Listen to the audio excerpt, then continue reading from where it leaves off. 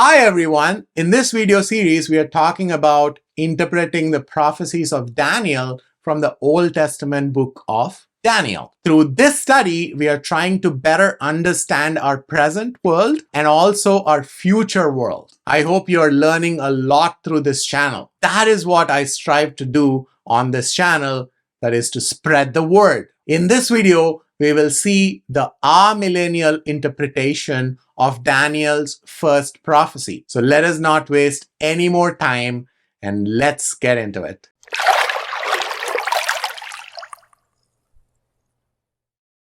My name is Andy and you're watching Gospel in Action. In this channel, I strive to teach all about the Bible, the prophecies, and Hinduism from a Christian perspective. The only thing I would ask you is to kindly watch 2 or 3 videos from this channel. You will automatically subscribe. In the last video, we have seen how Daniel interpreted his own prophecy, not knowing anything that would happen in his future, which is now our past, right? We have also seen how in today's day, the premillennialists interpret the prophecy literally by identifying the kingdoms of the past and present, linking them to the prophecy. Though it coincidentally seemed accurate enough, I have mentioned the dangers of literally interpreting the prophecies as well. Today, we will see how we can remove the literal aspect of this prophecy,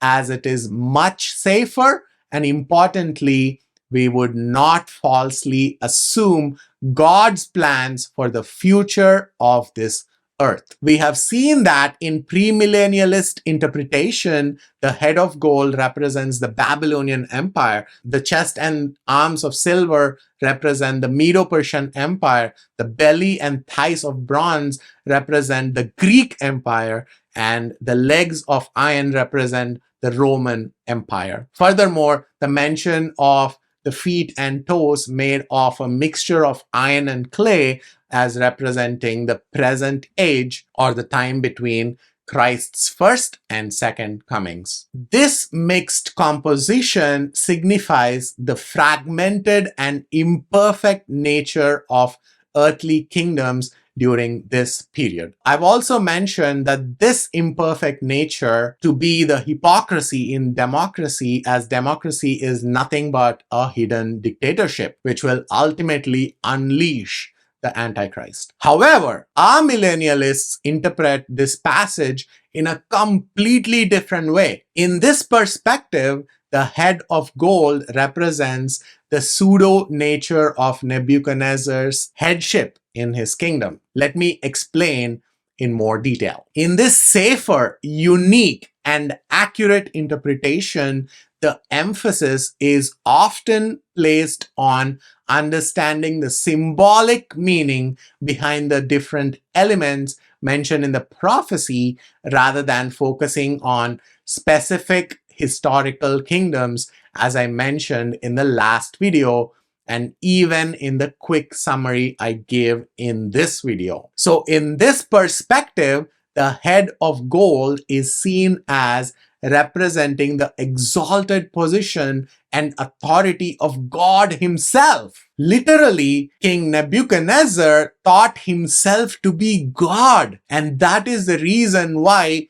he sets up an image of himself made of gold and orders everyone to worship him literally in the very next chapter, fulfilling Daniel's prophecy almost immediately. What does this really signify? The grand scheme of things signifies King Nebuchadnezzar's pride and assumption of sovereignty over all things and his thinking to control the course of human history. The subsequent parts of the statue, made of different materials, can be interpreted as representing various aspects of human nature, societies, or spiritual conditions. The chest and arms of silver, for example, may symbolize aspects such as human strength, worldly wealth, or political power that are limited and far inferior compared to God's divine authority. The belly and thighs of bronze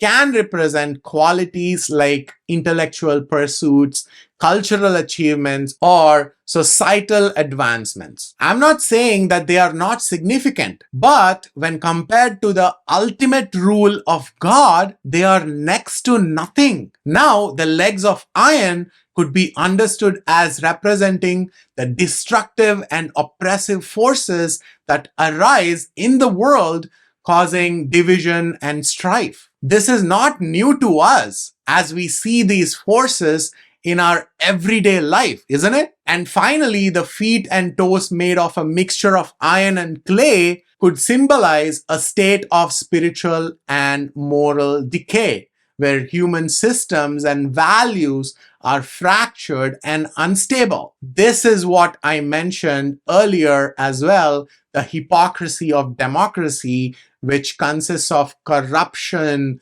agenda-based politics, indoctrination, and even decline in moral values by deliberately guiding the population to move away and away from God and His truth. So, if we look at the whole image again, suddenly we move away from thinking that these are specific historical kingdoms of the earth, of the past and the present. Instead, we see the nature of the earthly kingdoms in general, beginning from King Nebuchadnezzar to the present.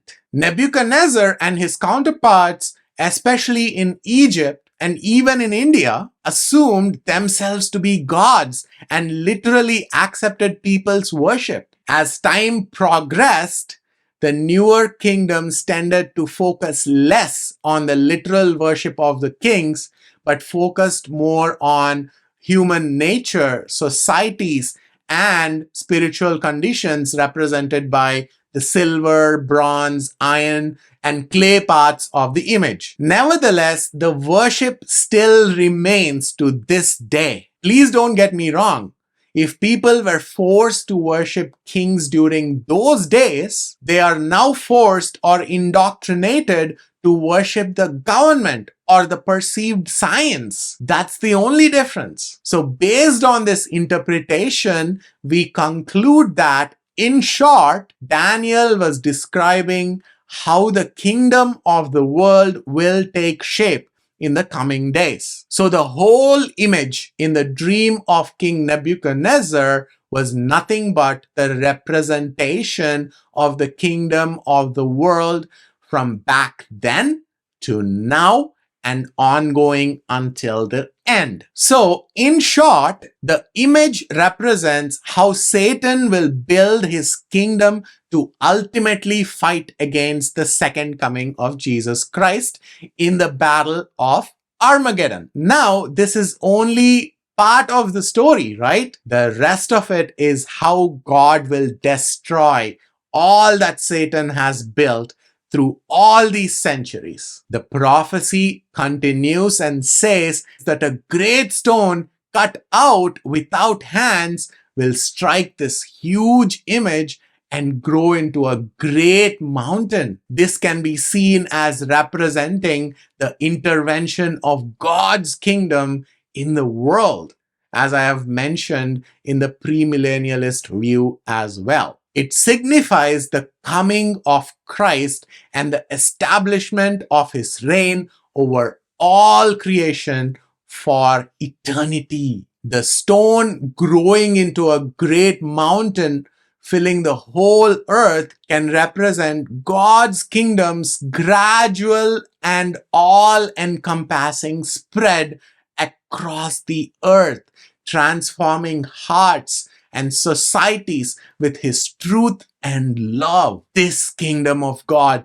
will extend itself into the redeemed earth and lasts throughout eternity. In summary, the Amillennial interpretation of Daniel's first prophecy focuses on understanding the symbolic meaning behind the elements mentioned in the prophecy, highlighting the authority of God, the limitations of human kingdoms and systems, and the ultimate establishment and expansion of God's kingdom through Christ. I hope I have clarified all your questions and doubts regarding this incredible prophecy. We shall study the second prophecy of Daniel in the coming videos. God bless you. If you have enjoyed and learned something new from this video, I humbly request you to also watch other videos on this channel. I'm sure you'll be encouraged to support this channel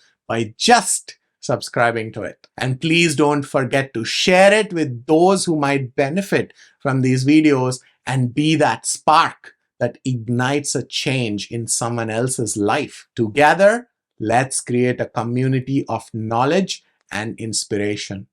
God bless you.